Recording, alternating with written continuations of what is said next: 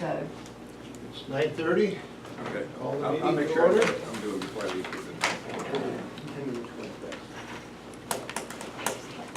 We have invocation by Dr. Sheen.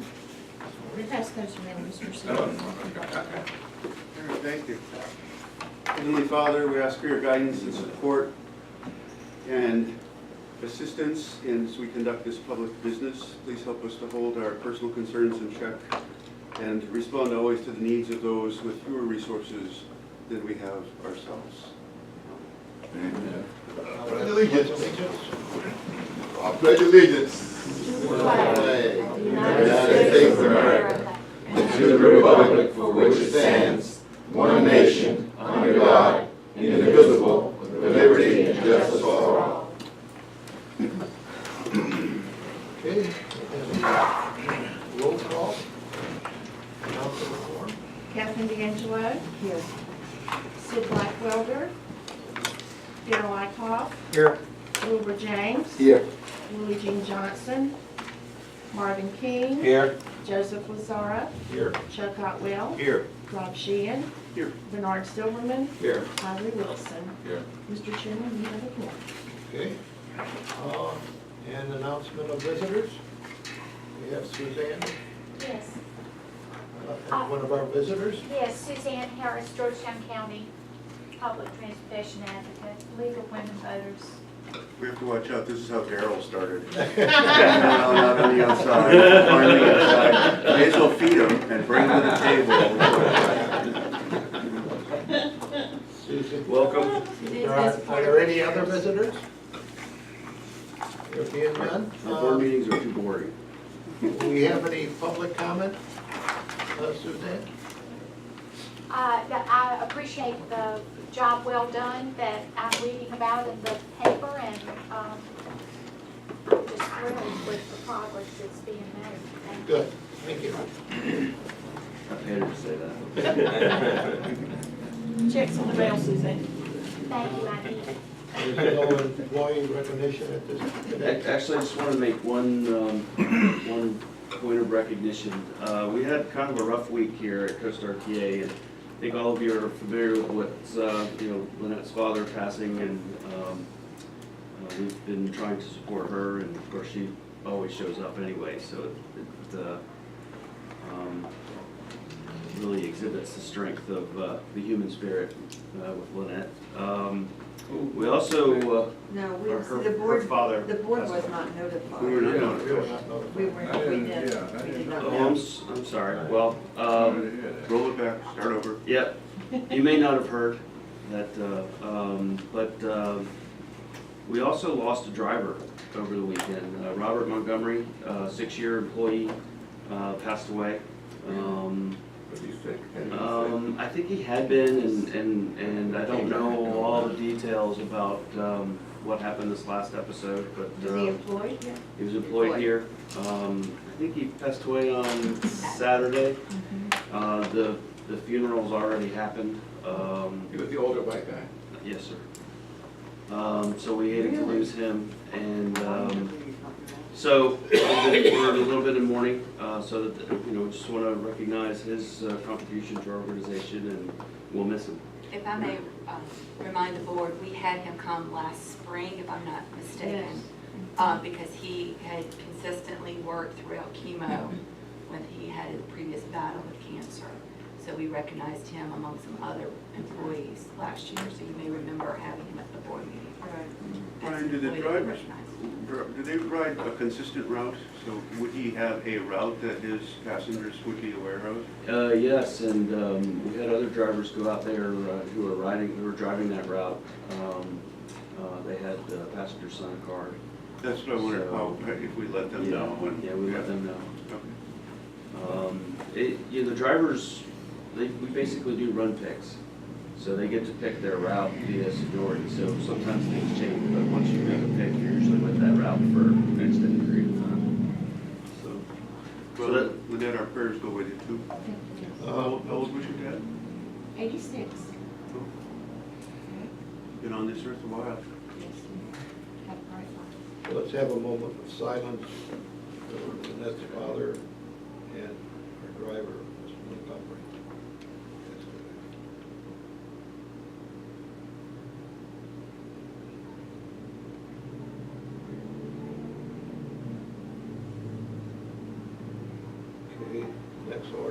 was Let me interject something on it.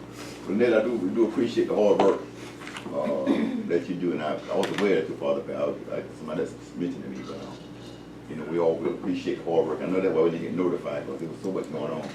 Otherwise, I'm sure it would have been off the screen, but we do appreciate the amount of work you do, and you got our blessings. Thank you. Thank you so much. I did not know anything about it until this morning. Sorry to say. Thank you. And I have to thank the admin staff, every one of them came Yep. to the You must have visitation thought it was a prior little to strange the we funeral. weren't there. I apologize. Tell you the It's truth, hard, there was it's so hard. much It's going crazy. on. Too much work. Well, it wasn't up to you. It's just It crazy. wasn't up to you to No, do was that. it- It's too much work. Should have been, Not it's really. personnel, somebody should have done it. He had been in the hospital for almost a month. But thank you all so much. Go I on. would like to also say that, I know it's kind of late, but if we can get Brian to get a card, or somebody get a call from the board, from us, to give to her. Well, I give it to her, or Or send somebody, individual. well, Yeah, they've asked, the family's asked to make contributions to which church? Greenwood Baptist Okay. Church, the steeple. okay. So we'll get that information, I'll we'll get that give that. information out to you. Okay, I thanks. appreciate it. I'll send it out to you after the meeting. Yeah, thank you. Thank you, Mr. Lazar. Okay, no problem.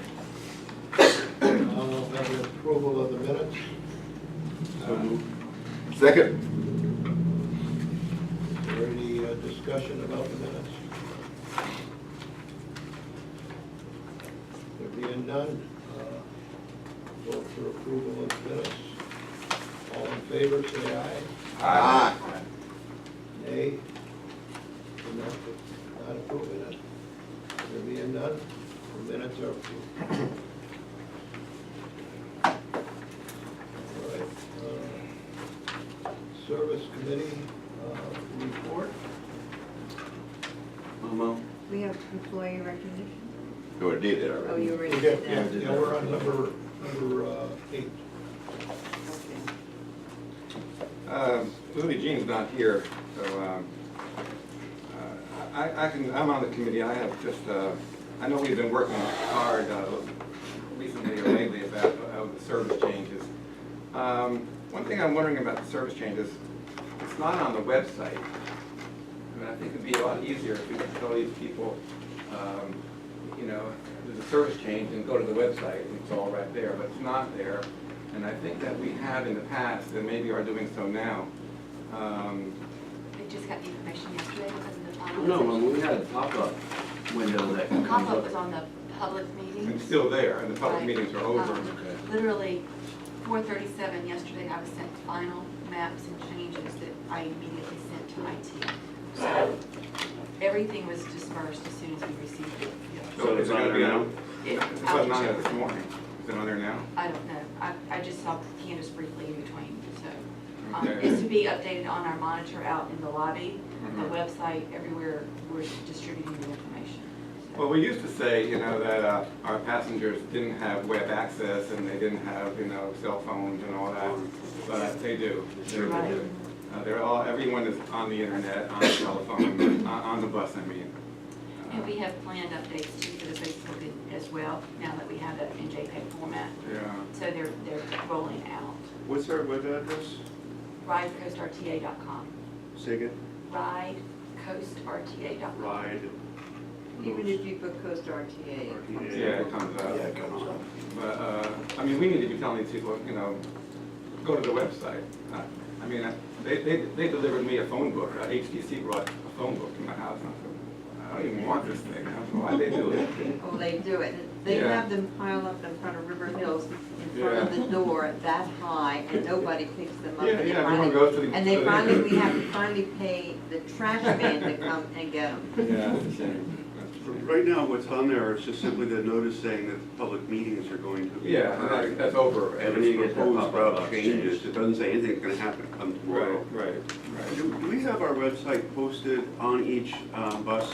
Is there somewhere that if you're sitting there, you look up, there's the, There's a sign. Right, There's a Coast sign Arcade. that's right on the bottom. I On see. most, not all. It's on the exterior, not the interior.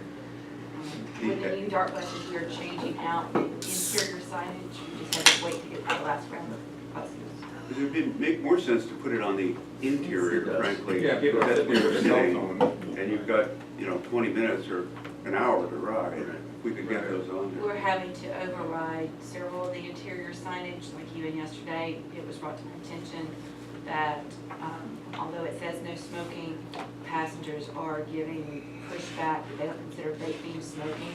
So we're gonna have to actually give an overhaul to how we've got our signs Mhm. worded. You mean they're smoking? They're vaping. They don't consider They shouldn't vaping be doing smoking. that either. Well, They're the not Dallas supposed to. buses, you can't gamble. It says no gambling. No craps in the Yeah, back. if you take one of our old buses, you can gamble if you want to. The other thing is that we were at, some of us were at the Transportation Committee last time, and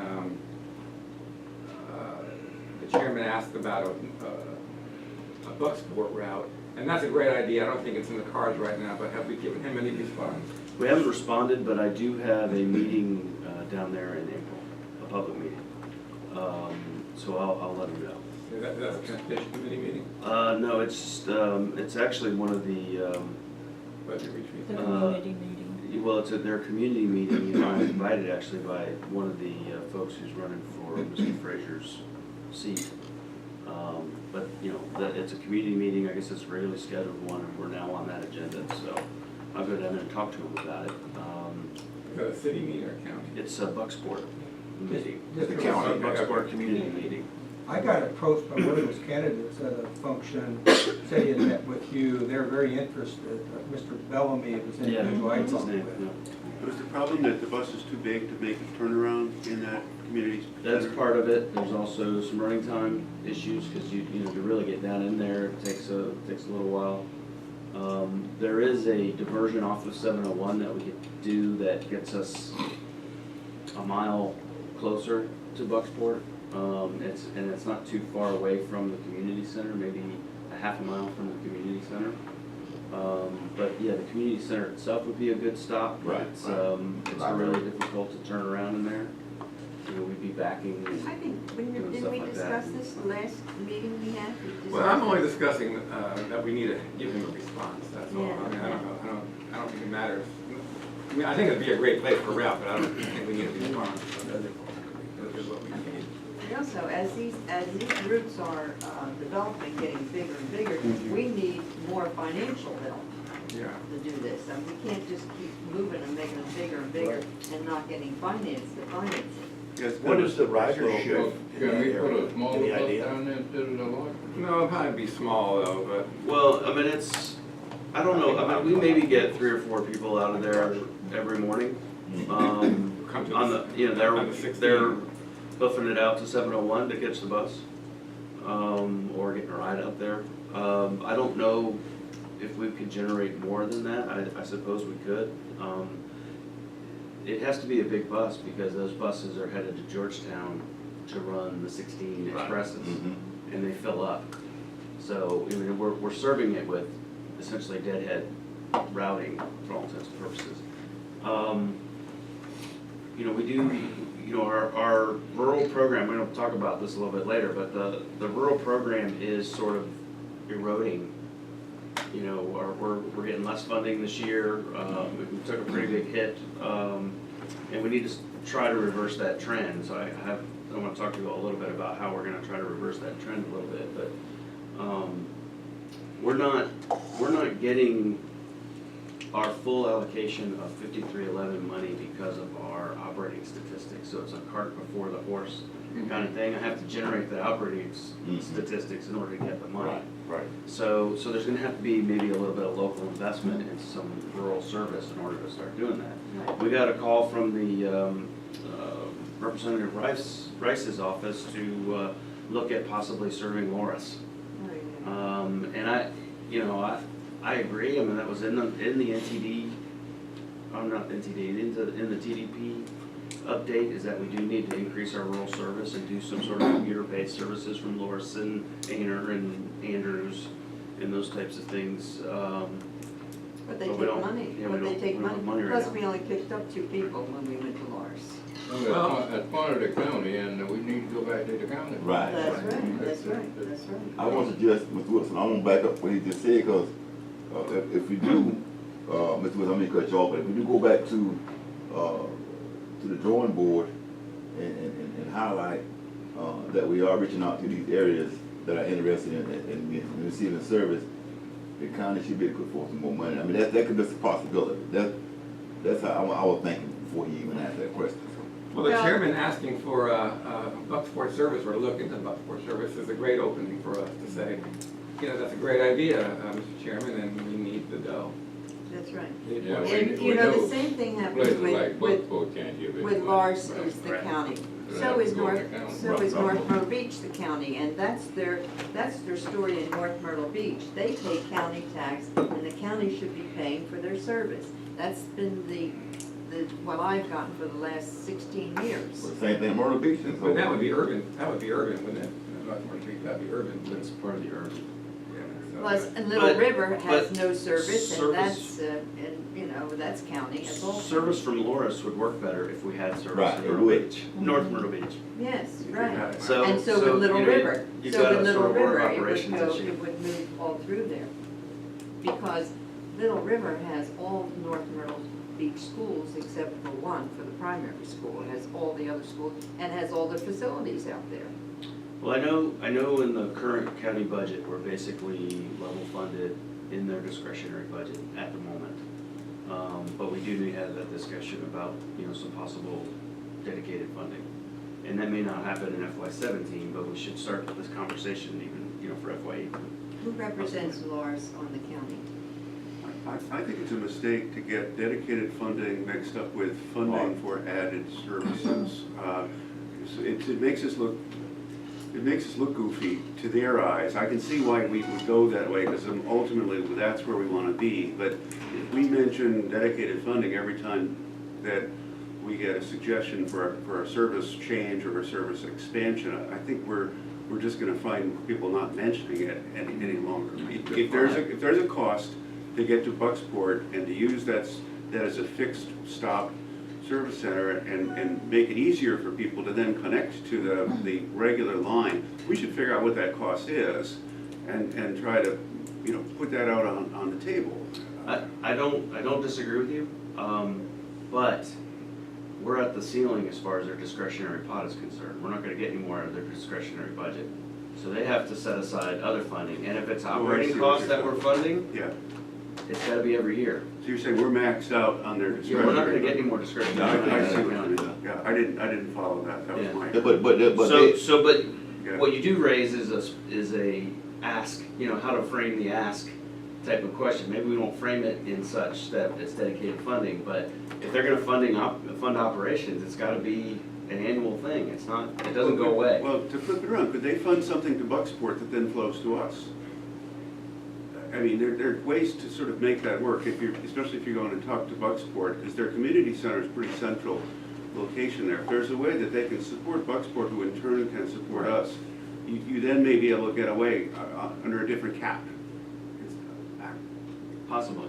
I mean, I think what I hear you're saying is we need to figure out what the needs are down there. Well, And that's the purpose of the meeting, and Yeah. then we'll figure out, you know, how to fund it. In fact, I understand that you talked to Georgetown County I did. and they asked for 30,000. I asked for an additional 30,000, just mostly for capital Right. expenditures, so. Well, I didn't get a good read on what my what I chances see, are. what I see is a whole new trend that's come back. A lot of this stuff that has resurfaced. Per se, a lot of that been discussed in the past, even before I became board member. But we're on a new horizon, looking on to expanding our wings per se, reaching out in different territories, communities that have never, that probably deserve transportation. The county probably need to revisit in the near future how much in the park they got to revisit. So okay, if we're gonna put these buses out here, because you got people running for office, and probably like you take Julia Prince and Lois, he ain't running anymore, but you got some more people running, and these Well, people, that's the person you want to talk to, right? right. So these people want us to come to the table, and they represent these areas, and so they already on county council, or they might be on county council. That would be a plus in our favor when they go to, you know. So we know that we don't have the money to do anything, but we do realize that, when the people who pay taxes start to talking, things will happen. So when we're getting more money from the feds as a result of the transportation bill being signed, is that just capital money that is coming to us? Well, we haven't really seen the windfall from the new reauthorization yet, but when it comes, You're anticipating it will be, it will be for both, it will be for whatever we want to use it for, operating or As long as we capital, can match it. as long as we can match it. Well, that's where Rice would come in, is acknowledging the federal contribution there. I mean, he's not on my favorite, list on any way of looking at it, but certainly the federal money, that windfall needs to be acknowledged in some meaningful way too. Well, and the federal money is, there's basically a 2-year lag. So the federal money is based on like FY17 money is based on the operating statistics in FY15. Yeah. So, there's a little bit of lag, and we're not getting what's called an incentive portion because we haven't had an adequate procedure for measuring passenger miles, which is 10 riders ride 10 miles, that's 100 passenger miles, which is the metric that RTA uses for the incentive portion. Now So we just don't know how to compute that? well, we had a methodology that was in place that could have worked, but it wasn't being done properly. And now we fixed it, so we should have passenger mile stats in our FY15. We can't go back and apply that methodology to any So that's historical why data? we're not getting the money. And it's maybe $60,000.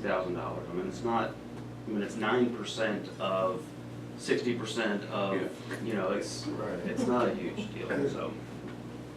But hopefully it'll be there here shortly. It started out with Bernie's point that we need to get back to the chairman, and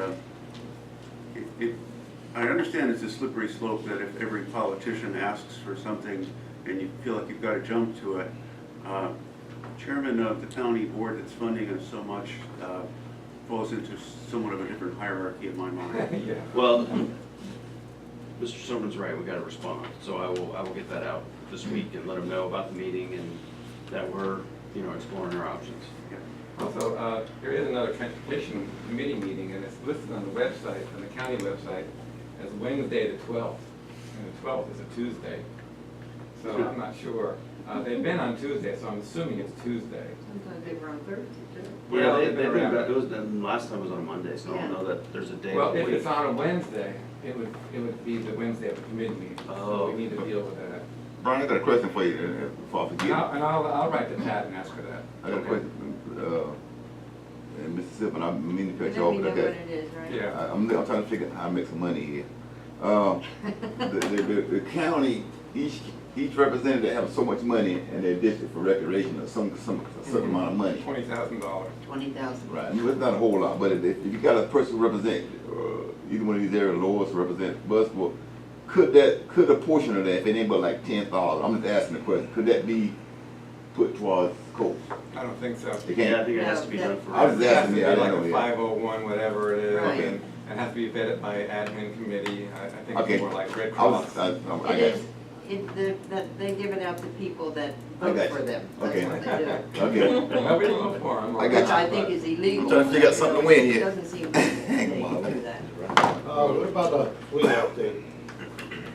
I'll do that in manager's report. Okay. I have one question on your comment, Representative Wright's office contact, was it Susan Dean by chance who called you? I mean, What was later it? this week, No, I'm asking. it was Andrew, is that his name? Barrett, Barrett, okay. Andrew Barrett or Barrett? something? Walker, That guy's name was Walker? Barrett Walker or something. You got quite a few guys working there. One of them is Andrew, one of I'm them. He's in the contacted by DC that office, office right? Yeah. all the time to be on a Andrew phone was in thing Lindsey with them. Graham's office. And I get You get that all the time? that. Not a lot. But it's always around dinner time, and Well, that's all I know of. I know if I brought up Coast RTA, I probably would have been disconnected. They're trying to arrange a meeting in Loris with the mayor and Representative Rice. I want to say sometime in May. Yeah, the first week in May. And They I had think it one. makes some sense to get the councilman there. They had one, and wasn't he the person that said they would never get, That's what Ludi DeFloyd said. Well, how did this meeting in Loris get started? I mean, This was his coffee with the constituents meeting, and it came up Loris by, has a new mayor too. Does Al Allen represent that area? No. No, he ain't That's, a Paul right? Prince. Jody, I think. Oh, I think okay. it's Paul Prince, it's Loris. Could I hear the end of your sentence? What did they say? They'd never hear that, no, Kitty, Kitty, How many you you said? started a sentence about we oh, heard they would say. what that- exactly did they say? And this was a couple He years had ago, a he met meeting, with and them. it might have been a campaign, I wasn't there. This It was might have been- Rice? Yes. It might have been either a campaign meeting or a town meeting, and Ludi Floyd, who you may know, she's been around, Yeah. asked a question about transportation in Loris, and he said, his comment, according to her, was that it'll never work in Loris, You'll never get it. yeah. So maybe he changed his mind, or maybe Which he's got, doesn't seem like it's good voting material to say well, maybe that. he's gotten smarter, or he's gotten more attuned to who's out there. I go run smarter. Right, yes. Well, I mean, you know, I don't know. I mean, maybe he's with it now. Maybe he's. There was one particular constituent who brought this up, and I guess that person will be at the meeting as well. And Yeah. we'll just get an idea of what, even if the what they're mayor's talking not about. there, the, I mean, Congressman Rice's office wanted it to be between Coast RTA and constituents. yeah, and I told Walker that, you know, some sort of commuter-based service, you know, in the rural program out of Loris made some sense. We just don't have the money right now to do And it. when is there a schedule for this meeting? I think. First week of May. Does not They don't have say. a, they don't have a designated date, Yeah, we have they were just scheduled. giving us an estimated date. Apparently Representative Rice is leaving the country, so we're gonna. It's election year too. So you have in your package here information that we're handing out. We're trying to get one of these in everybody's hands that rides the system. There'll be a bunch of us out tomorrow letting everybody know that Friday is a big day. We'll get the website updated today. It was a struggle to get these maps done, but I really want to thank the county GIS folks for doing it. I think they look great. You know, they have a lot more information on them now. They're to scale. You know, they're not cartoons like we used to have before. And I'm really happy with them.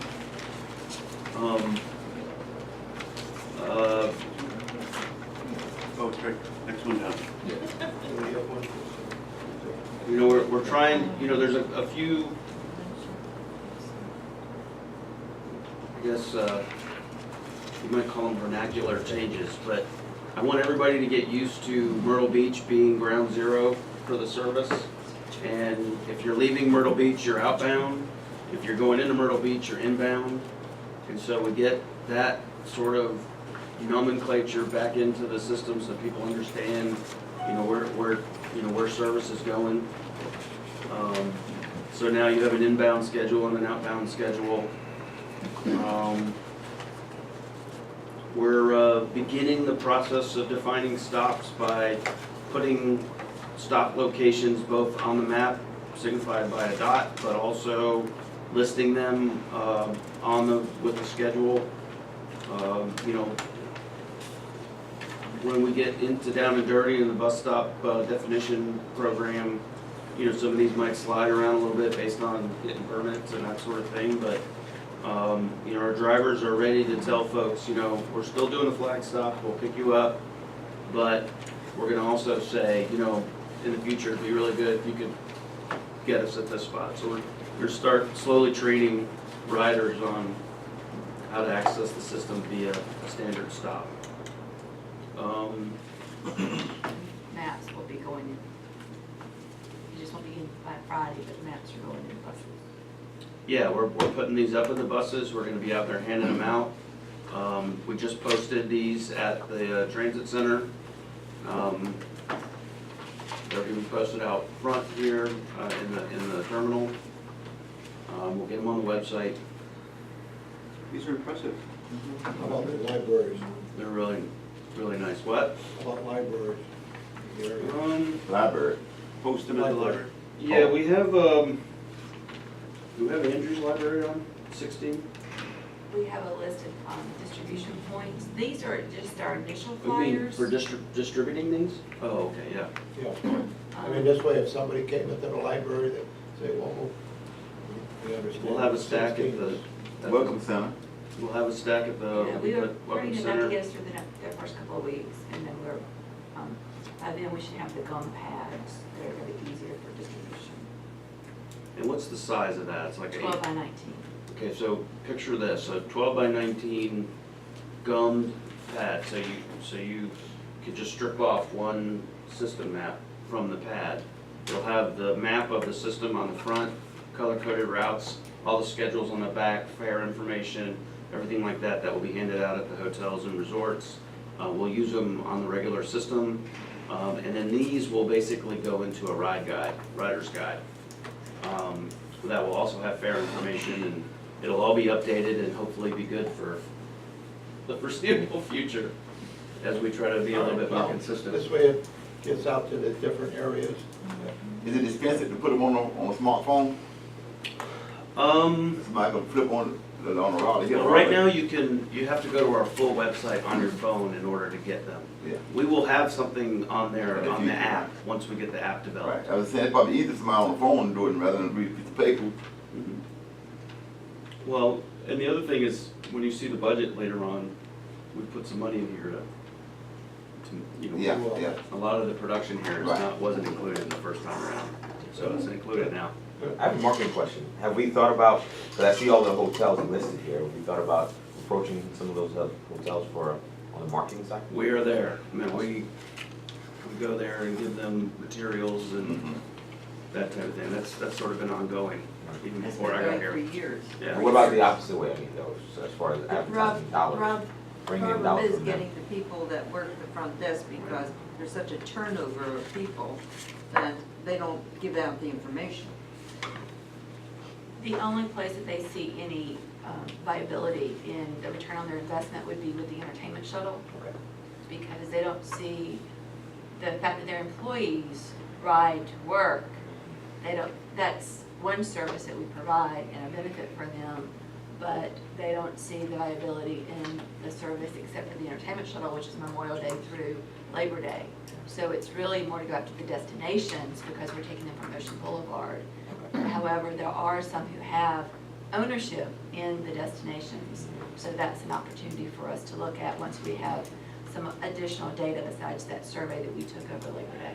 Well, and we're gonna get past April 1st, and then we'll have the period between April 1st and March 29th, or May 29th, May 30th, whatever Memorial Day But is. we'll probably still do the sneak To have that previews. conversation with them. We have to do the sneak previews again, because that was Right. met with great success last year when we did that. The hotels, they weren't even aware, we were in our third and fourth year, and they weren't even aware that we had been doing the entertainment shuttle. So we did that for the first time last year, inviting them to come ride the shuttle, see the schedule, see our route.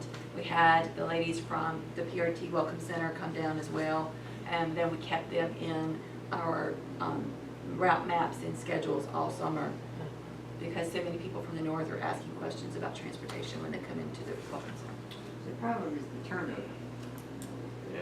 You We're can- You can get one person behind there doing what they're supposed to do, and then when they leave, the next person doesn't Right. get the Yeah, information, there's not- you know? But I think that having these gummed pads will help tremendously, and we're gonna do the same thing for the entertainment shuttle schedule, so that they can keep those at the front desk and just hand them out, and that becomes part of the routine with the front desk manager. We're getting 100,000 system maps for about $9,000 for the pretty reasonably priced. So will I'm looking at the website and I'm looking at the routes. Is there going to be a lag, April 1 to when the website is updated to reflect this? We need to change the pop-up window and bring folks to what the new routes look like. And then Friday morning, we should be able to have the new routes where they are now. Okay, that would be Should great. be, it should be an issue. We have the issue is getting this material generated. You know, these are now PDFs, and those PDFs can be popped into the Well, the system issue is now. also though our credibility. If we want to drive people to the web, we want to have the web be updated Yes. as quickly as we can. If there's a month lag and we're still posting old schedules, we lose credibility. Right. So would it be too hard to, for instance, Route 1, to put the name of the route in there, Conway Circulator, would it be too hard to do that? Should be done within the hour. Huh? Yeah. The pop-up and updates. Well, he's talking about these routes not having the names at the top. He's right. Oh. Yeah, they don't have the names there. You want to do it before you print 10,000 or 100,000? The others have already been done. Labels. I picked this up and I looked at it, Conway, number 1, Well, actually, we're in the process of changing it to colors. Well, no, we're just talking about the top of this, having Route 1 Conway Circulator. All right, well, we may need to, Like Route 1 Conway or Myrtle Beach, like that. Yeah, I got you. Like Route 1 Conway. Right, that makes sense. yep, no, you're exactly right. You wanna know where Route, And where they Route used to 2 be up on? there. I'm not sure why they're not there anymore. Right. All right, well, we better, It's too late it's too late. for the first round that we're getting this week. It's too late. Well, the main thing is. Print labels and stick 'em on? Get 'em up. I think probably, it would have been good to 8,000. have them, but I think a lot of our riders. I think your standard passengers are already aware. so- Yeah, I know our standard passengers are aware. It's on the website eventually. Yeah, Yeah, we'll get I it corrected agree. for the website for sure. and, Most people know. Second round of 1, 2, 3, printouts, 4. we'll have it fixed. Yeah, I think What most they people run. know this. I mean, but I think Mr. Wilson's right. If you Yeah, come most in- of them know it, but you're gonna have new Right. Yeah, people. exactly. Right. You're right. People that don't use it. Yep. Well, for the system map and for the ride guide, it will be corrected, but at the same time, we are moving toward colors,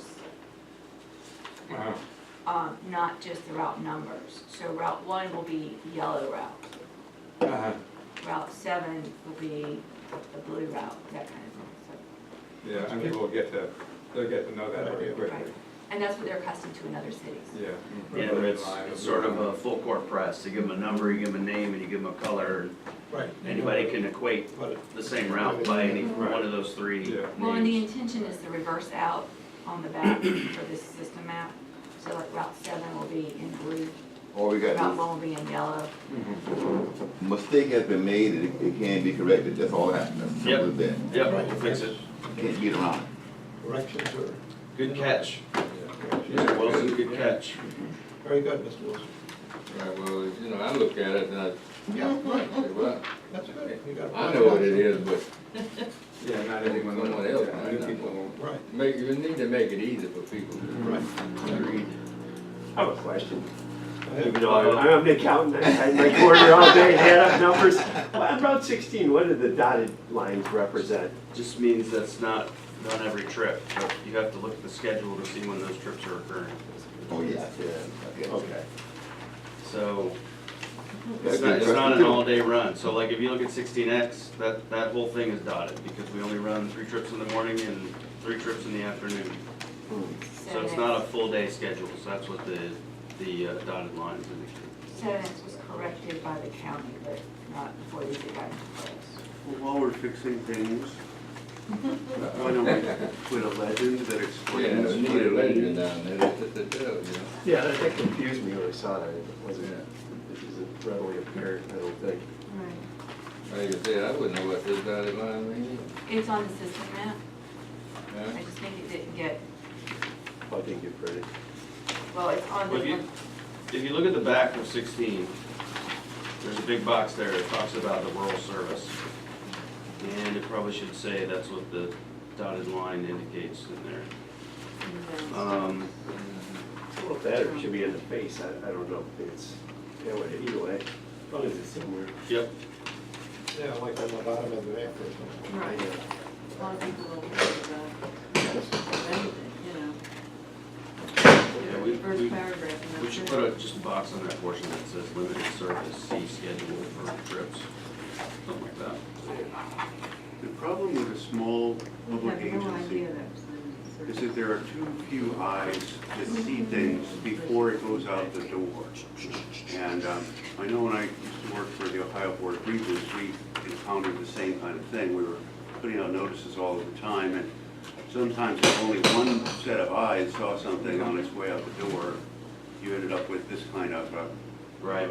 situation. So it's, Saw someone out there. we used to describe ourselves as an error-producing organization, and it wasn't meant to be a permanent put-down. It was meant to say all the need to bring in extra pairs of eyes when major products are being put out. Now, if we spent $9,000 on this,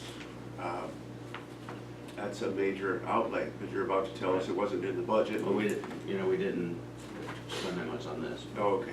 These are done in-house. The- And then outhouse Yeah. express. The domed pads of 100,000 are good. The big pads also have the same, They No, haven't you'll been be, produced yet, so we can make the fix on them. yeah, that will be handled differently, and that already on that system map that the designers are creating, it does state that the dotted lines are limited runs daily. and it has the titles of the routes. It will.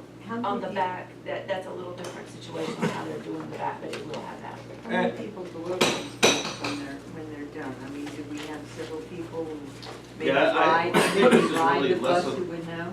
Yeah. Less of a product of not having enough knives and more of a product of not having the maps done when we needed them done.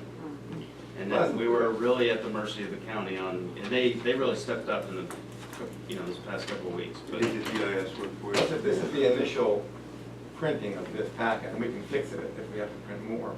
But this is the initial packet going to our steady customers in the end of March and April. I don't think it's really gonna be a serious problem, although it should be there. As Mr. Wilson said, it should be there, but I think we're gonna be fine with the way it is. But I think the customers that'll be getting this next couple of days or week will know that information. We'll know more in the future, Your Honor. Okay, all right, you said the fleet update will be done in another part of the manager's report. yeah. All right, PAC committee report. Yeah, I have to ask for assistance from others. I was in Buffalo, kind of a little bit of funny snowed in up there, and was not able to get to the phone line on time. So I'll have to ask Brian or Bernie or someone who was there to kind of guide us through that discussion. I was there. Oh, Kitty. Now, Saved. Well, I have to go back to my notes. Well, I remember we did not discuss CAC. I think there was a few people that signed up, a very small group that signed up during the public meetings. So we're either stuck there for now, or we need to have a new plan. Well, while we're out there this week, we're gonna have applications with us. I think we've gotten a couple more applications since we last talked. I think you had 6, was what I heard. Yeah, 2 of them were drivers though. Okay, well, And we need driver representation on the panel, but we're gonna do another little due diligence here, try to get a few others. We're also thinking about how to get some Georgetown representation,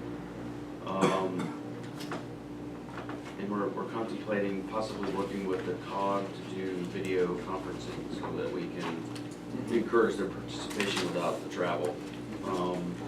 So we need to do some more down there. The other thing that we talked about in the PAC meeting was the paratransit timeline of that. And what we decided at the end was that Brian would give us a revised calendar at the next PAC meeting, which would be next 12th, I think, I forget exactly. I think it's 12th. My note said that would be April 30th. was due. Is that a bad day? Yeah, I thought we were gonna do it the next PAC meeting. Yeah, I thought the next PAC meeting, I that's what. think it is.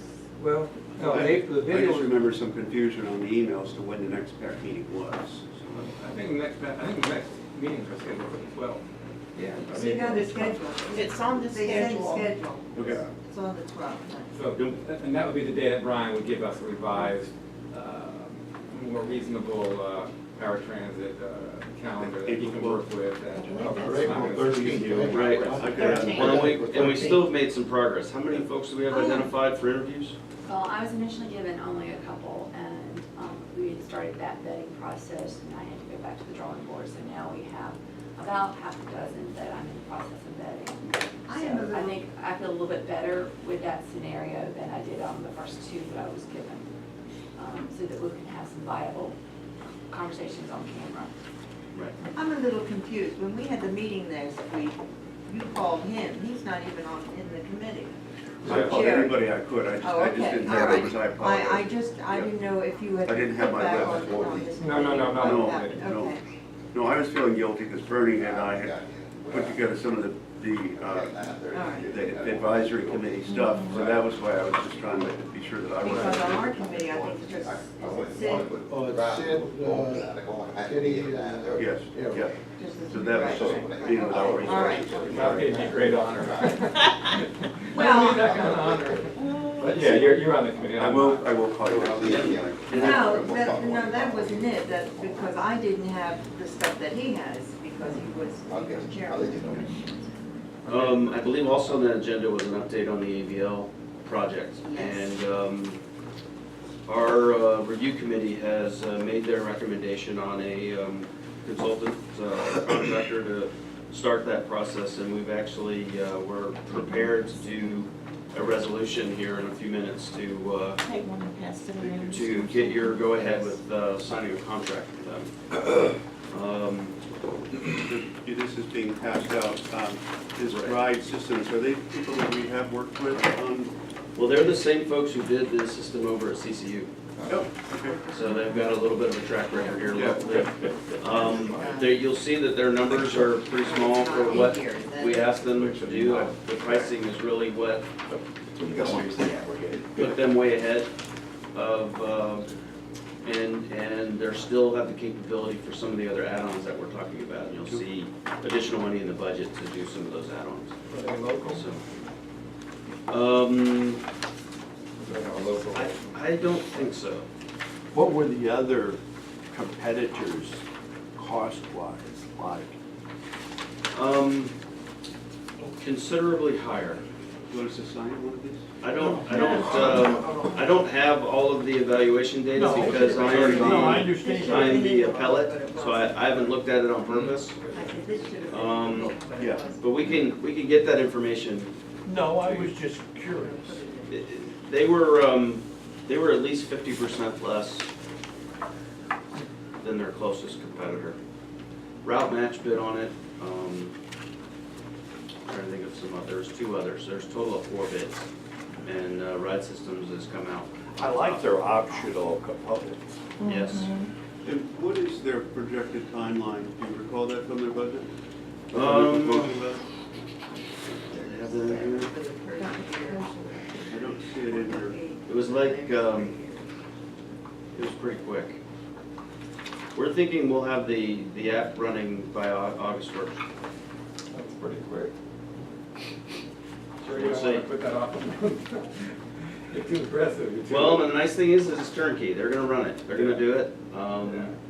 They're gonna work with Tom A to install them on the buses.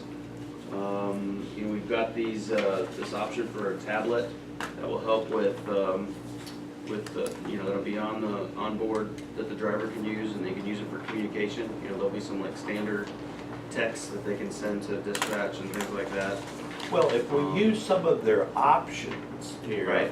that will answer some of your questions with regard to exactly. At a high cost, but. Right, but still, Yeah.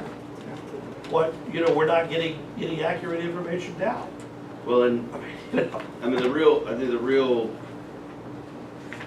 selling point is the data fee, $28,000 per year. That is really good for, you know, 30 buses. So 30 buses, does that include the paratransit vehicles? And those will be offline for Correct. purposes of the public? Correct. Well, you had said 40,000 first year round, and this is pretty close to 40, so I think you're a pretty good prognosticator. Which doesn't mean you do things slowly. Well, that's procrastination. That's exactly right, but I wanted to make Let's it see if little. you were awake. So when we get to resolutions, we'll ask you all to vote on that, so we can get moving on it. Please, July 15, shoot for that. Okay, July 14th. Finance committee? We go to the, I got it. back to Tax committee report? Now, finance. I think we've gotten through Got that. through all that? Yeah, Okay. we got through. Sorry, I'm good. That's all right. I apologize. Finance committee report? Good afternoon, or good morning. We met a couple of weeks ago here at Coast to review the financials, the audit report, and the internal control report. I thought it was, instead of having a quote unquote, a telephone conference call, that we had enough pertinent, very serious items to go over to meet here at Coast for our finance committee and go over everything so we could look Ron in the eye and say, and/or Brian, and say, you know, here's what I put in the book about merit requirements. It's kind of a joke referring back to the book, so. But we went over the audit report and the internal control documents. The audit report had good points and bad points, as I told them, in my opinion.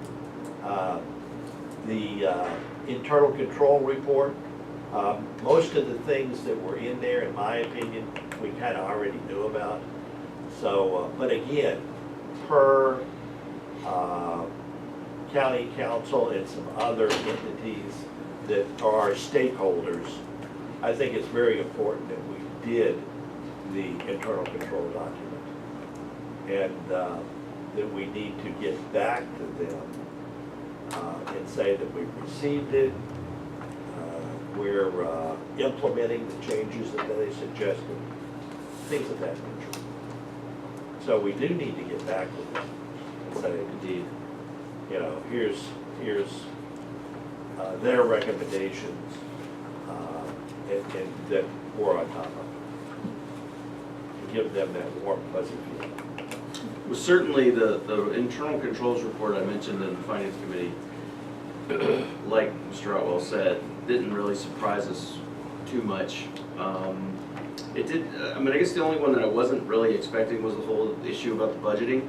And you know, I kind of felt like that was happening, but maybe we need to sort of.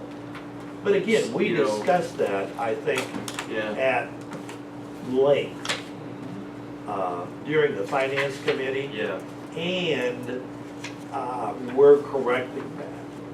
And I think But- it's but really again, that documenting the process. I feel like I it's agree. happening. It's just we just gotta document it. That's the key to internal control. So we'll be coming to you in Documentation. a future board meeting to amend our budget revision policy. But the other takeaway for me is like, even though we knew all of it, having it all in one place is kind of daunting. I agree. What was the end result, what thresholds for the our budget revision did we agree to? Or did you all, I'm not on your committee, but I said, yeah. I don't know that we agreed to one. I mean, I think. We talked about I mean, we talked about 5%, 5 or all kinds of 10%. And I mean, I kind of lean towards 10%, but breaking it up by department. So a 10% change in any department would trigger it. But I think that's for future discussion once we get the policy in front of us. But, you know, some of the things, I wish in a way that, you know, and, you know, we went over a lot of this stuff. And I wish in a way we had even more. I hate to say that, but I wish they'd have gone a little deeper into some areas. I really do. Yeah, well, this is really 2/3 of what they're doing for us. There's another piece related to the FMO that they'll be helping us with, I think. I want to, like you said, I want to put the screws down on them on helping us with the fixes on some of these issues, you know, rather than just sort of identifying them. Because, you know, they mentioned, you know, adding staff. I don't really feel like we can do that. So No, I agree. what's the backup plan? One of the things that you see written on the cover, cost benefit analysis. I wish, you know, they'd address, and again, that goes back to exactly what I'm talking about with regard to cost benefit analysis is, you know, this, where they're saying, you know, we need person X. Okay, how much is person X really gonna cost us? Right. And can we shift responsibility of person Y over here to cover some of this? And I think there's a lot of areas in here that, you know, we need to kind of look at. But again, that's, you know, you guys know more about it than we do. Well, we still, remember the matrix exercise that we're gonna have everybody up and who's doing what? Exactly. That still needs to happen. And that will help us with some fixes. Some of this too we talked So- about was, we may have to go to agreed upon compensating controls as opposed to adding bodies for some of these tasks and things. So that, again, is an option that we would expect for them to put into their recommendations, or when we work with them to make these recommendations. And one of their recommendations was, you know, an outside payroll service or something. Yeah. That would take that problem away. Well, and there's something that we need to do a cost benefit analysis. Yeah, on, I'm not saying we because- should do it. Yeah, But, it's- I mean, it would Well, be the a other solution. thing that, you know, that I mentioned that could occur is expand or reinvigorate, maybe is better, cross-training, and maybe some of these areas then would be enough overlap with regard to these functions and/or controls that they would be automatically corrected. Well, and But it really wouldn't cost us anything. a case in point is the time clock. And taking out all of the manual labor that we have generating everybody's timesheet every 2 weeks. If we can save those hours, those staff hours, then presumably we can use those staff hours for doing something else. So that's, And when does that time clock go into practice?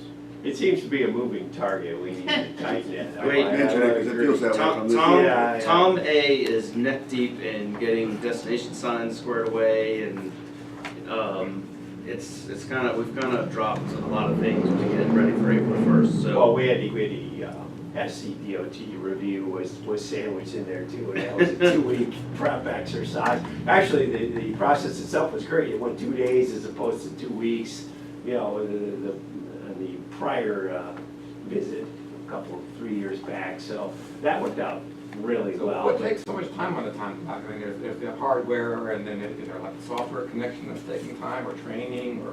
I think it's more testing, and again, I have not spent any appreciable time on it. I will be quite upfront about that, and it's been mostly Tom A. and Tom Berta, the maintenance guy, are trying to test out the shop portion of it. to make sure- One key issue is that we want people to be billing to certain parts, to certain accounts. Transit, paratransit, and we're changing the chart of accounts. So in Sage, so we've got, Oh, you have to get that resolved. that has to be resolved before we really can implement the time clock. And So I so think there's another aspect in it, in that, you know, you've been kind of running the maintenance facility the way it's been run for a number of years, and now this is a change. So these guys are gonna have to stop, and they're gonna say, aha, you know, I'm now working on bus 56. I need to stop, you know, and that's an oil change, so that's a 5209 project, and so, you know, it's gonna take, you know, some of those guys a certain amount of time and familiarization, right? right.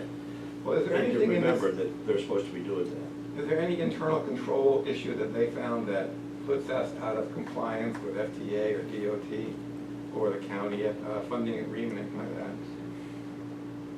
I don't think so. Yeah, I'd have to reread it. Probably more gap than anything, you know, it's just tightening up and reassigning things and a lot of updating of policies and stuff, so it's,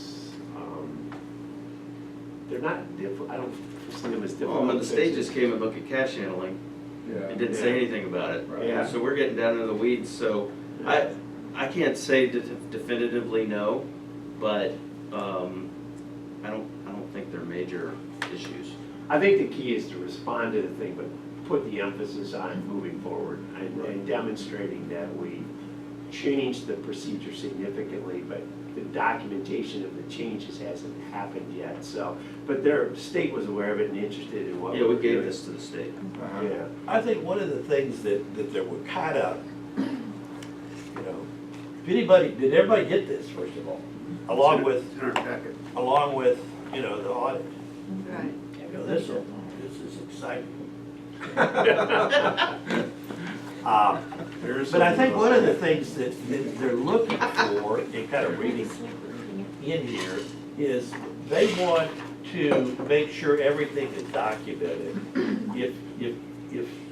If Mickey were to walk in and say, okay, now I'm in charge of whatever project it is, here is what you're supposed to do.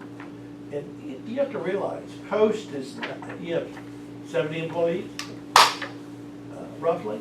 Golly, we're not talking about, you know, the CPA or something, you know. It's not a big agency by comparison. We don't have, you know, adequate documentation in all of our files for every procedure that goes on.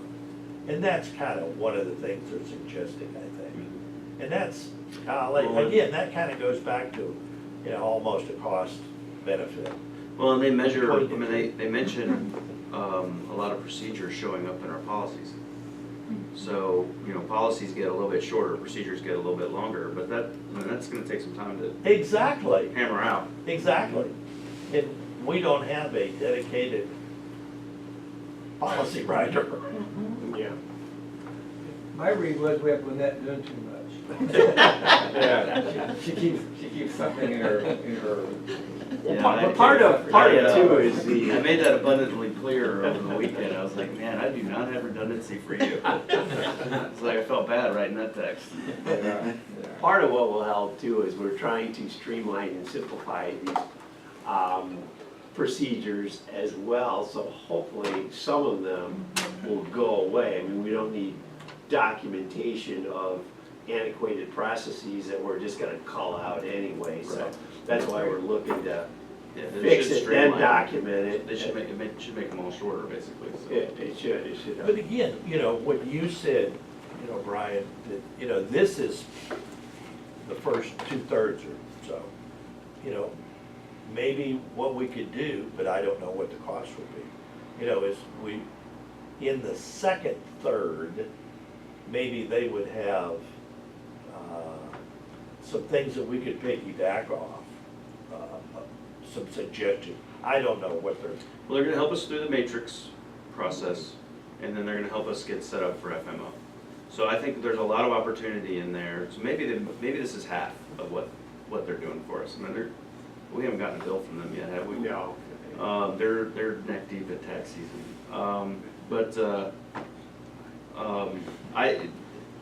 I think there's plenty of room in their budget to kind of get at what you're talking about. And we do need to hold them to helping us with some of the fixes, so we'll do that. like our big thing about selling transit passes. I mean, those are, it just looks like we're making that way too complicated right now.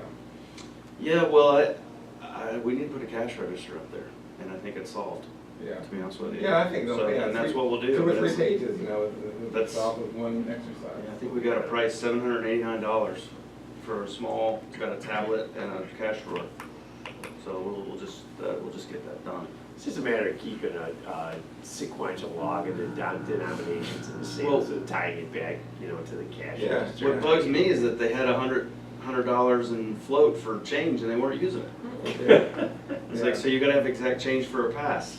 It's Yeah. kinda And there ridiculous. is a sequential order, when they turn in the sheet Right. with the pass money, on the back, it has the pass numbers. and Right, what- I mean, it's there. What type they were, so there is an accounting for those. Well, yeah, I was just responding to his comment. But you're It not seems supposed to be like doing it. they wrote an encyclopedia for such a simple process, so I'm saying, you know, I'm just reiterating you're reiterating what I'm saying, basically, it's easy, why do we have, you know? Well, probably there's too much develop emphasis. piece by piece, you know, and somebody said, let's do this, and but they Yeah. never took away that, you know. that's the other thing in here. I think they used a lot of canned verbiage.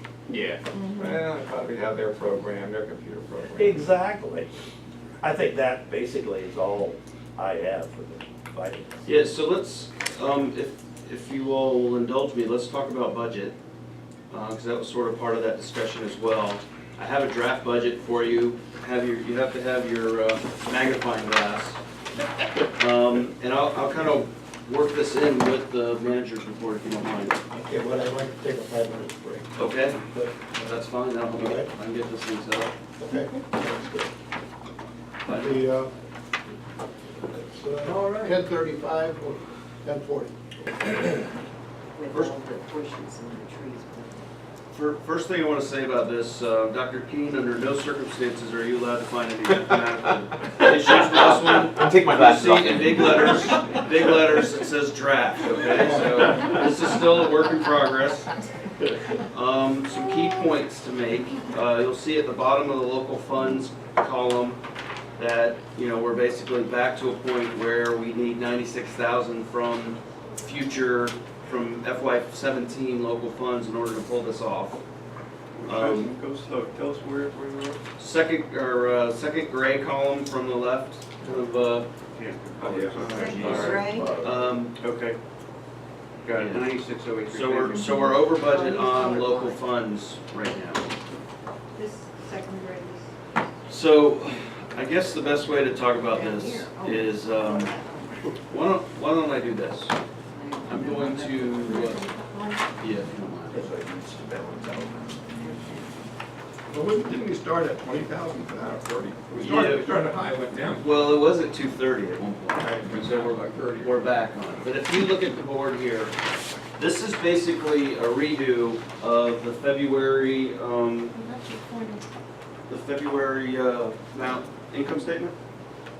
And I've edited the budgets that are shaded, based on this new budget alignment.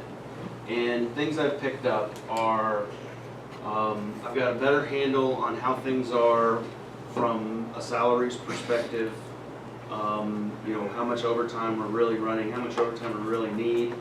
The balance between customer service reps and drivers and answering phones and things like that. In the finance committee meeting, I mentioned that we have this issue where in the mornings we'll have a CSR rep and a supervisor come in. And if somebody doesn't show up, one of the drivers doesn't show up for work, the CSR goes out on the route and the supervisor sits in the office and the road supervisor sits in the office and answers phones. Well, we're paying him to be a road supervisor, so he doesn't need to be sitting behind his phone. So we've implemented what's called an extra board policy. And so every weekday morning, we're not gonna do this on the weekends, but every weekday morning, we're gonna have an extra driver come in. They'll be paid a standard 3 hours. And if they have to go out on a run, they'll be paid their, whatever they work. So it's basically an extra driver to handle absenteeism or any, something that comes up, a bus breaks down, that type of thing. And we'll bring in one in the morning at 5:30, and they're there until 8:30. That way we get all the routes up and running. And there'll be another one that'll come in the afternoon, switch over, just in case it doesn't show up then. And I think that's like a 1:30 to, actually it's probably a noon to 3 type of split. So all of that is now worked into the budget. Does that push up your overtime then? It should alleviate it. Oh, because the higher cost person is out doing road supervision. Right. Well, I mean, it doesn't push up it doesn't push up overtime from a driver's perspective. Because we're gonna be building that into the regular schedule, so we should be paying it at a regular rate. You'll see here that this budget's gone up a little bit. It hasn't gone up enough to cover all of overtime, but this number, you may remember, has been trending down because we had so much overtime last summer, and it should continue to do that. So I've got this kind of in a sweet spot now where I know that's how much we need to spend. We're running for and the big issue here is separating these numbers. Ron and I have talked about this. We're gonna add some lines to the income statement that break out salaries, overtime, and wages by department. so you all can see, you know, it'll be also better when we're looking at budget revisions on, you know, what department is not trending the way they should. And that's really been the biggest issue. When we see these numbers, they weren't really looking too bad, but there was some serious, I'm not gonna say serious, significant trending in operations where we weren't covering it right. And so Doug and I are now on the same page on what he can and can't do. You know, he is very passionate about saving money, you know, so he'll kind of pick on his salaried individuals versus, you know, paying overtime. And so we're curing him of that. We're making sure road supervisors are doing road supervision, CSR reps are doing CSR. There are a few driver hours that go into CSR, like on weekends, just to have full coverage. We lost one CSR last month, you all may remember. We're not going to replace her at this point because we think we have good coverage and we're all on the same page. That may change. What's the heading of these columns? I'm sorry. Oh shoot, I didn't put that in there. I'm looking at. Yeah, this columns is and numbers. budget. Don't know what it is. This is, I'm sorry, I should have. I think it's month to date, year to date. I That think is the- local funds. Yeah, The first one is month to date. Local Month to funds. date, year to date budget, variance, year to date, Okay. percentage on variance. We also had a lot of red down here, and I've cured most of that. The big one is travel and training. This is how much money I'm expecting to get from the state in training scholarships, basically. So that'll zero out. That's how much money I'm expecting to get from our legal insurance fund. So that'll zero out. This one should zero out because we have the quarterly payments that are accrued monthly and have those issues. And we also found out that we have a month's worth of insurance from FY15 in the 16 books. But I guess it wasn't material, so the auditor didn't catch it. But you know, that will zero out. There's about, I guess it was about 12,000 or 13,000 for the month. So that's now in the budget. So I think I have a pretty good handle on how much we're spending in operations. Maintenance has been, at least from a salaries and budgets perspective, has been pretty spot on. You know, we're spending a little bit more money on parts. So I basically upped vehicle maintenance essentially for the cost of that engine and the transmission. And that's in there now, so you can see he's in pretty good shape. what about the raises that you were anticipating sometime in There's a 3% raise That's built in. built into this. So that would be across the board, And across the it's board, on that beginning of June. Fuel and oil, did we put enough money in that because it's going up? Yeah, it is going up. I did take about 50,000 out of here, but you know, we were like over 80,000 up on so we're still above or below, well below budget right now. So I left that in there just so that, you know, if prices do spike, we're still at like $1.45 for diesel right now, you know, without the taxes and everything. So we're in pretty good shape, I think. But and then I beefed that number back up in 17. So I feel like the operating numbers that you see on here, you know, basically the second half of this, turn the lights back down here, so you can see this, are in pretty good shape.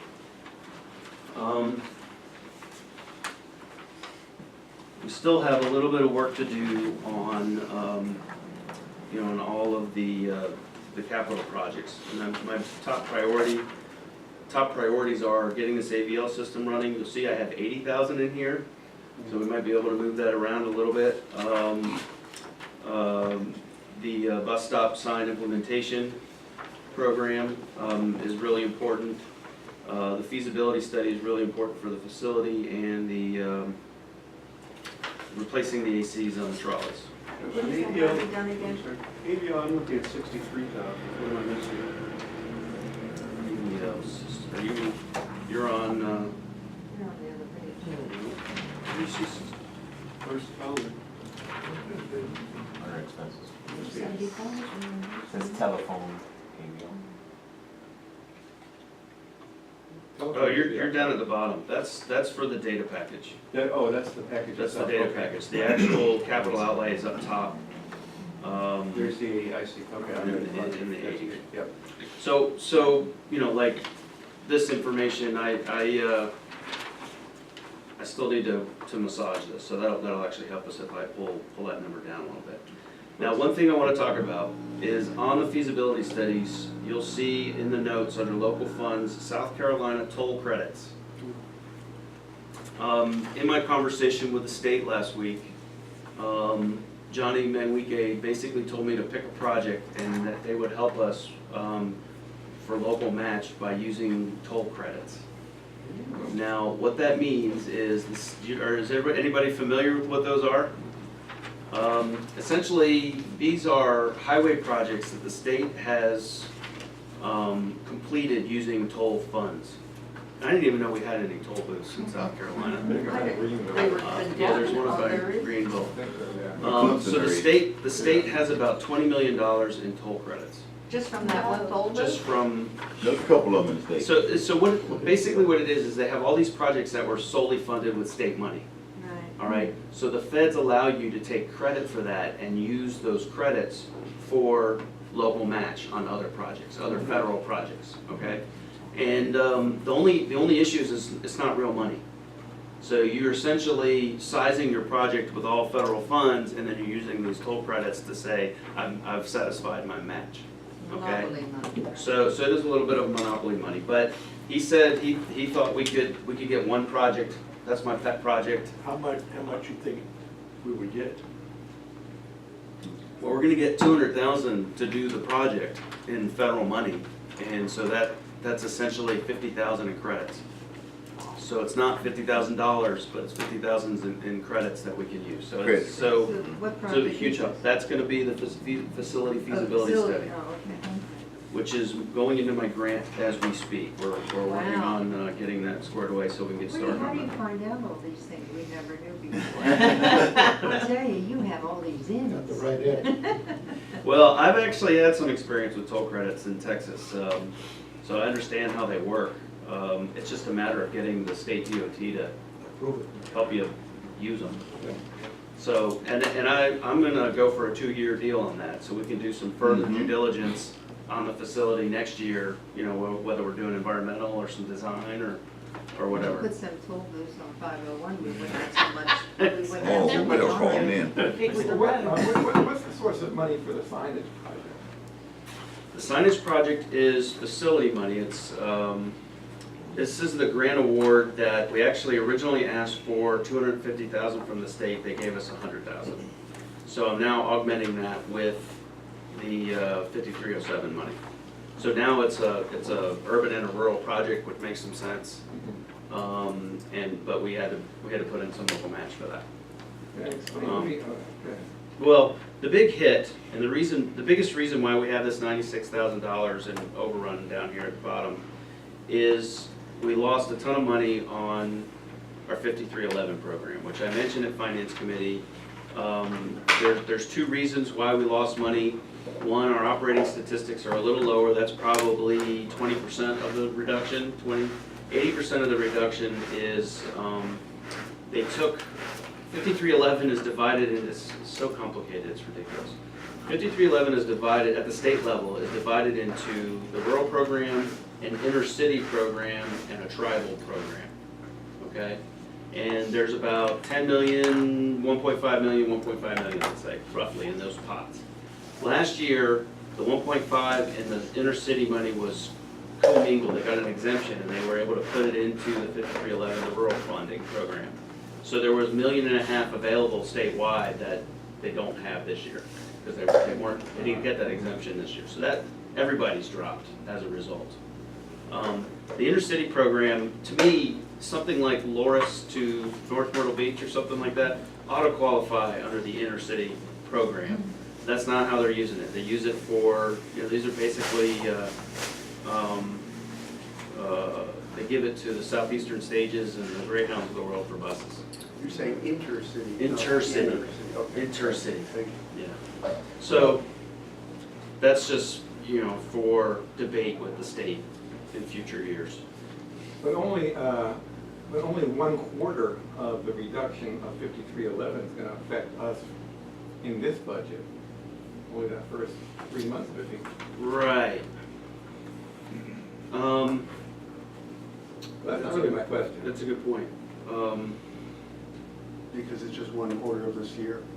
Yeah, the first quarter of their year will be the last. Yeah, it's just for Fifth quarter expenses of ours. on June, from June to September.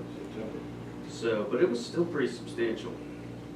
And when there was a state reduction too, as a result, because the state money is based on your allocation. So, and it's, you know, most of that's being used for operations, so it's like a 50-50 deal. So, you know, probably 50,000 of that 96 is because of this change. Well, here was the question. Here's the question. The question is, tell me again why this $96,000 is not a problem for us. Remember way back when the number was actually 236,000? And we talked about this being an annual thing that we might take us a few years to zero it out? That's why it's not a big deal, because we still can do that. And I believe I can get it down a little bit further. There are two other revenue sources that, one I've taken credit for, well, I guess I've taken credit for one, and then I've taken partial credit for another, and that's the 2016 fairs. Remember? You might remember that's 570,000 before, it's now 610 because we've been running pretty well on our fair revenue. And, you know, we've gone through the lean months, it should start ramping up now, and we're going to 8 o'clock. So that, you know, typically generates, you So know, we're gonna go above 15%. So we should go beyond that number. My magic percent of 12%? It's actually based on 10%, and I'm hoping for 12 or 13. I got one more. Go ahead. And this is always a positive report when you give these. We seem to have more money now, and we're buying more things and investing our money. That's for sure. It's amazing, which is amazing that we haven't had Well- this money in the past. Well, the biggest thing has been, you know, essentially $1.25 million coming from the state for capital projects. That's the biggest hit. So, you know, that's why we're able to do this. Plus, we had a little bit of money left over from last year, you know, in local funds. So we're just taking advantage of that. Next year, the flip side. It's a plus, it's good. On the flip side, if you look at the FY17 funding, this is also very much draft, but you'll see that I've deferred a couple of projects to basically after September 30th. And, you know, these numbers are based on a 12-month version of the FY16 budget from operating and maintenance perspective. And you'll see that we still have 27,000 at the bottom of the local funding. Well, you've really underestimated the 2016 fairs. On this year, you're putting them at 610,000. That's the 15-month versus a 12-month year. Oh, okay, so, it'd be 25% So that's higher. all getting adjusted. okay, all right. So back on the FY16, the other revenues column, which is, I don't know, fifth over from the revenue side.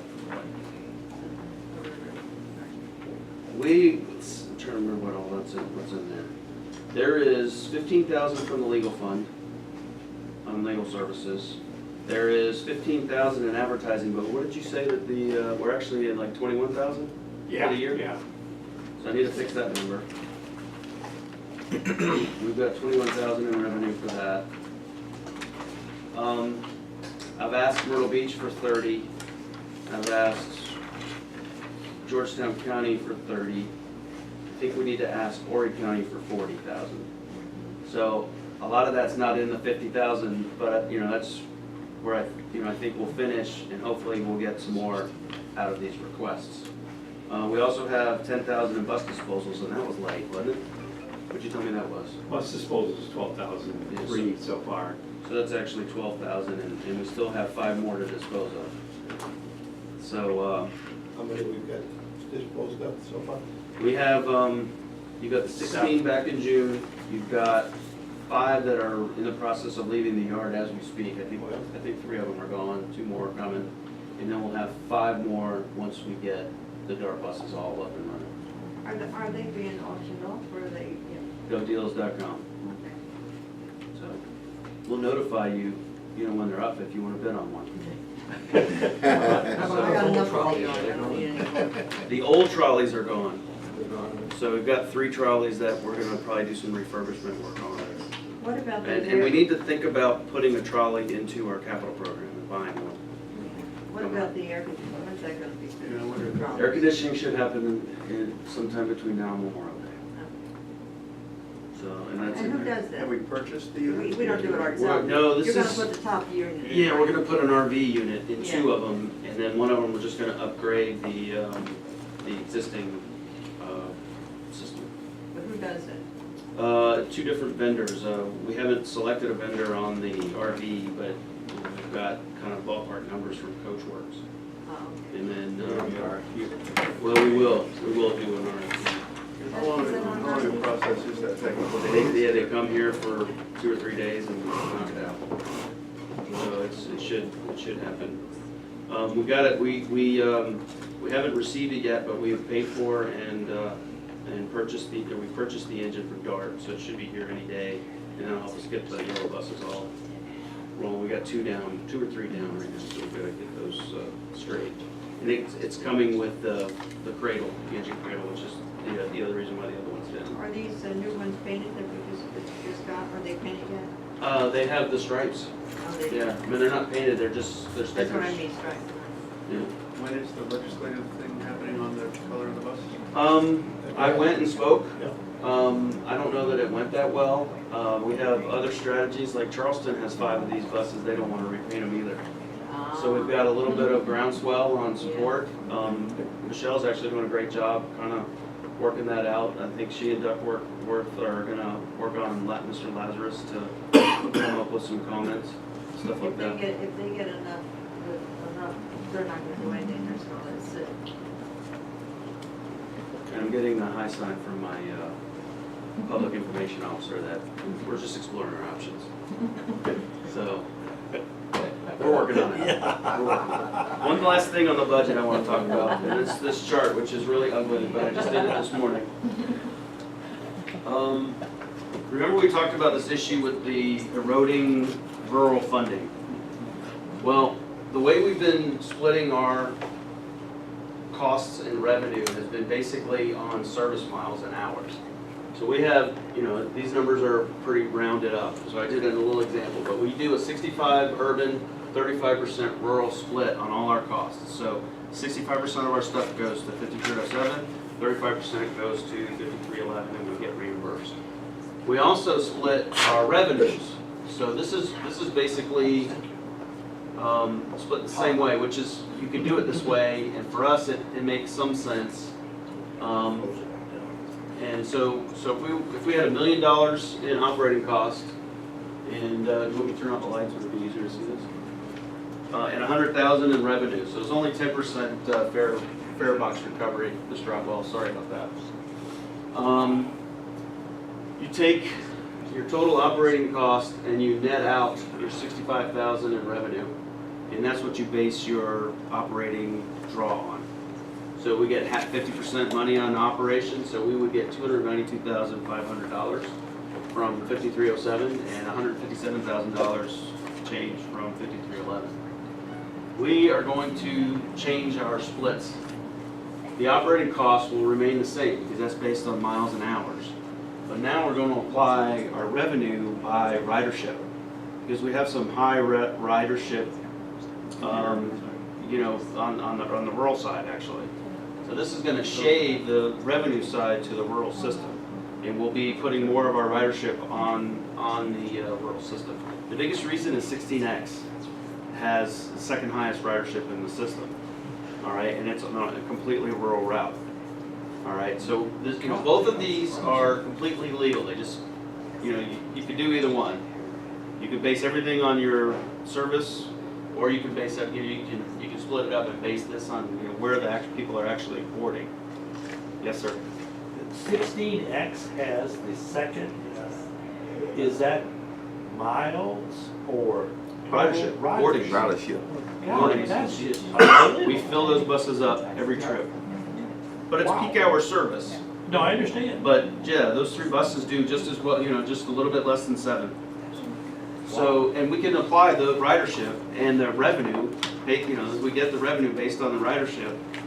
And it may not be this dramatic a split, but this is just for illustration purposes. So we have the same operating cost split.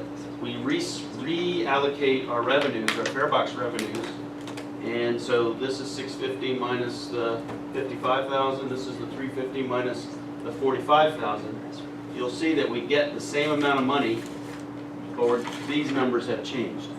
Okay, so we get less from 5307 and a little bit. I'm sorry, less from 5311 and a little bit more from 5307. So what? The benefit, thank you. I'll give you your $10 later. The benefit is that we're going to start showing higher ridership in our service on the rural side and hopefully start to grow it. Because 20% of the formula from the state is based on ridership. Okay? So that's going to give us a little bit of an inherent boost in the rural program. It's also going to lower how much money we're getting out of that program, which is significantly reduced. So we're getting less money out of the rural 5311, which is good because we don't have as much money in that budget.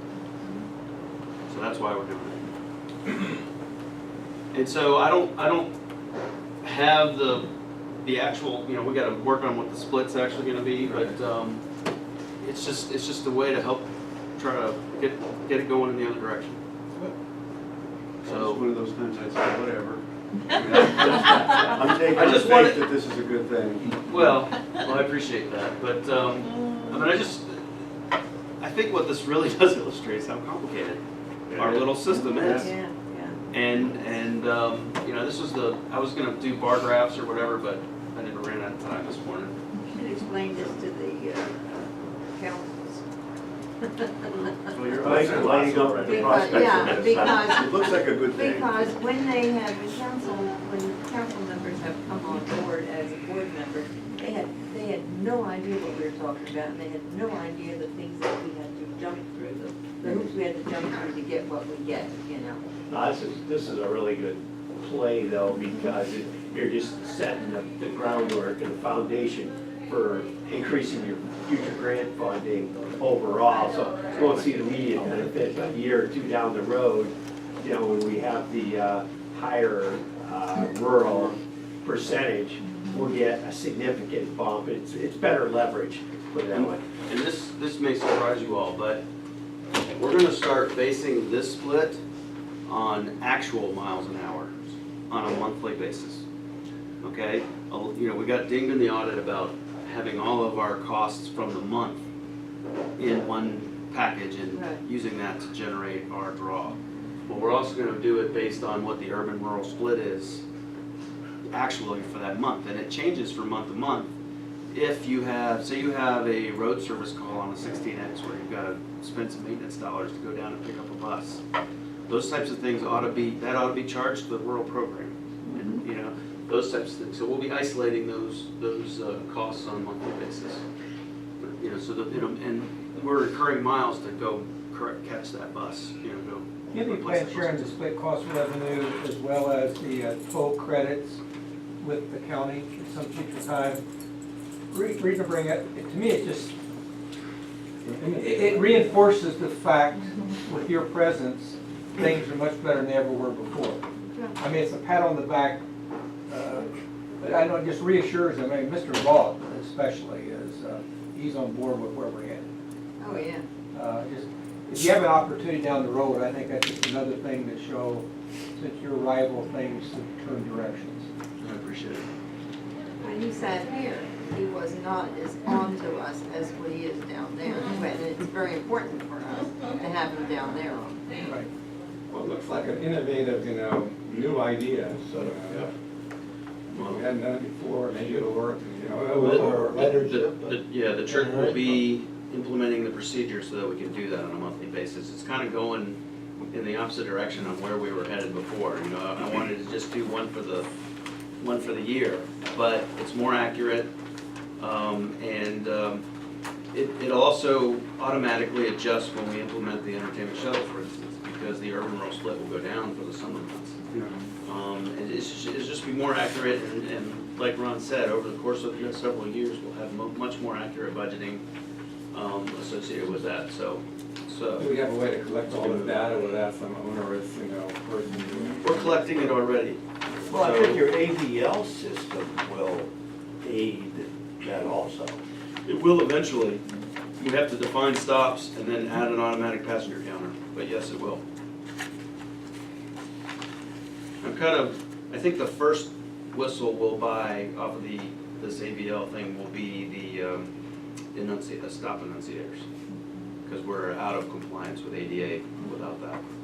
So that would be my first goal, is to get that in there.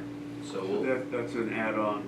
That's an Just add-on. automatically say 14th Street or, right, something. yeah. But the more expensive one was the PAX counter, and that's the $55,000 item, right? That's more. Yeah, that's a little bit more.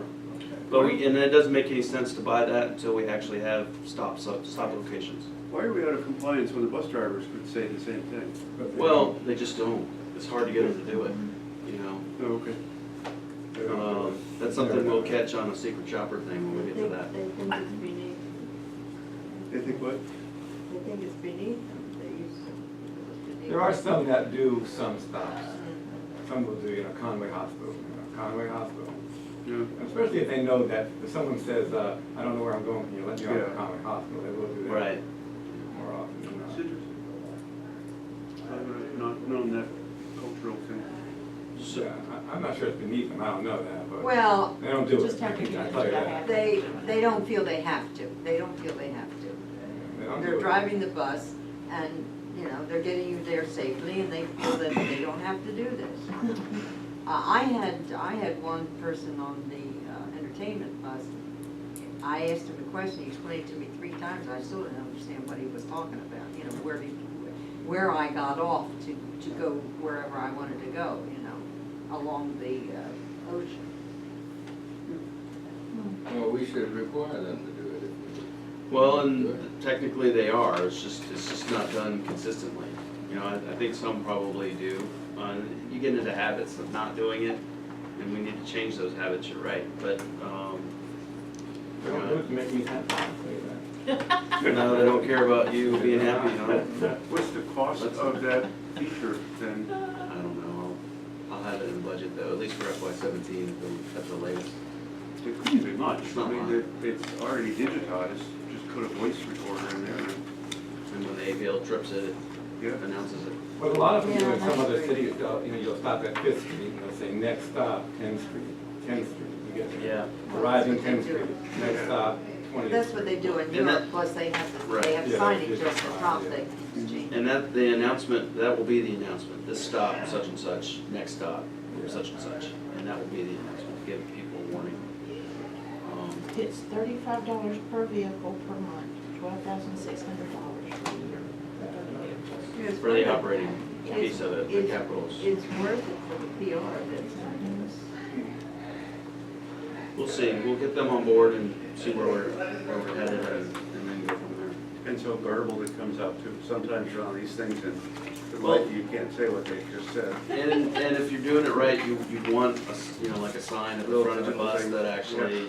has it written to for the hearing impaired and. Yeah. And you could start with just, like, say, the 15th, so there's a tourist route, Mhm. other people know where they're getting off. People go to sleep and wake up on time. And we'll, in the meantime, we'll get drivers to And I start think doing it. most people, when I get on a bus and I know I have to get off a certain place, I get very anxious that he forgot to tell me when to get off Mhm. or Yeah, whatever. right. And I'm probably not the only one, Sure. because I don't want to go past the stop. Yeah, Especially in our system when the next bus doesn't come for an hour. Yeah. because of the loops you can stay on and get back to it. I feel that way in China. I'm constantly believing that I'm not gonna know when to get off. Yeah. You get off- Yeah, you get you off feel the bus anxious ride. about it. Well, I look hopelessly American and I hope somebody then tells me, and usually there is another passenger who will, tell you once you look really goofy. Yeah. Well, that's all I had on the budget. That's a little bit of overview. It's still a work in progress. I want to go through my operating numbers one more time and make sure we're really on the screws. There's a little bit of fluff in there, like, You know, we have, I mean, one thing that, you know, you've noticed that our fringe benefits have been running under budget, and that really, I think, is related to, you know, we have a few contract employees like Mike, who's in there. That's not a huge number, but then also more part-timers to full-timers, you know, and they get less on the fringe. So we've got to put a correction on that. But like the introduction of hours into the budget for the entertainment shuttle have fringe on them. You know, even though that's probably going to be operated with part-time drivers. Little stuff like that. So keep on rolling, and I'm gonna get these asks out for try to get some responses from the different jurisdictions on whether or not they're going to be able to support us at a little higher level. When should that come through? Do you have any idea? Probably won't know for sure until July 1st, to be honest with you, or the May meetings. And they all went through their budget, right? They're all in their process right now, so Yeah, we're asking while they're looking at it. So, Well, Entertainment shuttle go down Ocean Boulevard. yes. yeah, from 9th to 21st right now. Do we anticipate any flack or, you know, crap from the regular route that we're moving off of Ocean Boulevard? I don't know that we're anticipating it. We're doing it for the tourists, but not for the regulars. Yeah, well, I The mean, workers. the issue is that that bus doesn't really meet up with anything else. So if it runs a little bit late, it's not a huge issue. It's just on And its own. seriously, the no service on Ocean Boulevard is strictly a running time savings. That makes sense, okay. But we may receive some, I don't know. Do you want to mention- So fleet update, I don't think I have a slide for that. Let's see here, we have 3 of the yellow buses down. One of the ones from the original allotment needs an engine, and that's where the new engine's gonna go in, and then we'll rebuild the engine that's coming out. The other one is a cradle, and the other one is also a lesser engine issue that will be fixed. We should have them all up and running and on service sometime in the next couple of weeks, I'd say. Save the one that's getting the engine replacement, that may take a little bit longer.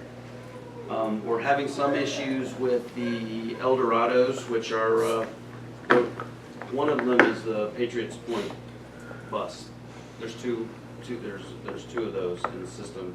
Some engine issues with those, and that's an engine that would have to be fully replaced. I don't think we're gonna replace it right away, but it's still running right now, but it's got some issues that we'll probably have to replace it sometime this summer. No movement on the internationals, which we parked for safety reasons. I still need to get some letter writing going on finding other systems that have had issues with those. We are ordering, this week, we are ordering 3 new cutaways. We have our money from one of the grants from the COG in place and a contract in place. And we have, we moved around some money in the current 5311 program to purchase another one. So there's 3 there. We'll get 2 more when the other grant from the COG kicks in, and another one from the state grant for the vehicles that we got. We're gonna be able to fit two 40-footers in one cutaway in that project. Amazing. So, so we should see the cutaway, the first batch of cutaways sometime in June. And then they won't come they won't come soon enough. Our cutaways have, I guess they've sensed that they're on the chopping block and started to give us some issue. But they have been workhorses. They're all 350 to 450,000 miles, and their useful life is really more like 150 to 200. So we've almost doubled the mileage on them, so they did as well. So we're gonna buy another batch of those hopefully, and Keep saying nice things to them when you put them to bed at night. we try to. I have a question. For the last 2 months, we've been talking about a cradle. And for the one person on the board who has no idea what you're talking about, and if somebody should ask me in the next 20 years what this is, Well, tell it's me a what spot it for a little baby on the bus. is. Yes, yes. No, this is the part of the frame of the bus that holds the engine and the transmission in the bus. And there was never one in this? Oh, no, it had one, it's just damaged beyond repair. Oh, And the okay. problem that we think is there's airbags that work the suspension, Right. and the airbags were set at too low a setting. So it was basically running a little low, had less clearance underneath the bus that damaged and we might have done it on our trip from Dallas. Oh, okay. And so it's only about a $2,500 repair to replace the cradle. But they're not easy to come by because these buses aren't in production anymore. So thankfully, DART has an engine that's attached to a cradle. Because, you know, the best way to replace an engine is just pull the whole cradle out and then Right, put the right. thing back, new engine back in. So that's what we'll do. As soon as that package comes, we'll slide it into the bus, connect it up, and then redo the old engine that's coming out. Got it. I can give that information. There you go. Okay. More about mechanics Right, stuff than I need to know. than you wanted to know. Right. So, that's it for the manager's report. Manager report. The next item of business is the approval of the resolution. Waccamaw Regional Transportation Authority, resolution number March 2016-12, authorization to award AVL automatic vehicle location system for 30 vehicles. Okay. Go for it. We have a motion. So moved. Second. Any discussion on it? There being none, we'll have a voice vote. All in favor, say aye. Aye. All not in favor, say nay. The ayes have it. Motion is passed. I have a question about, a couple of our past resolutions. I think we may have been wondering if they were unsigned. I know I didn't sign this in the last.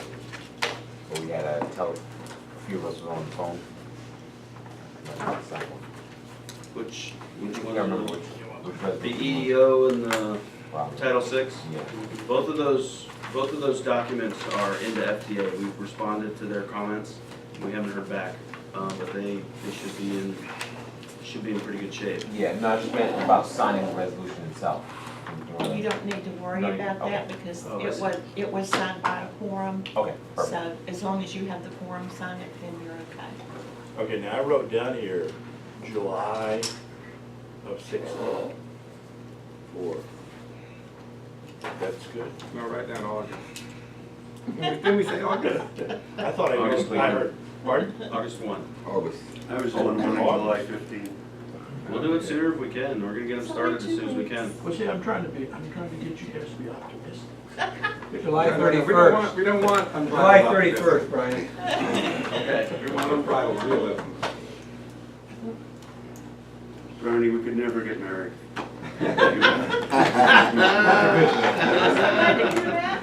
Oh.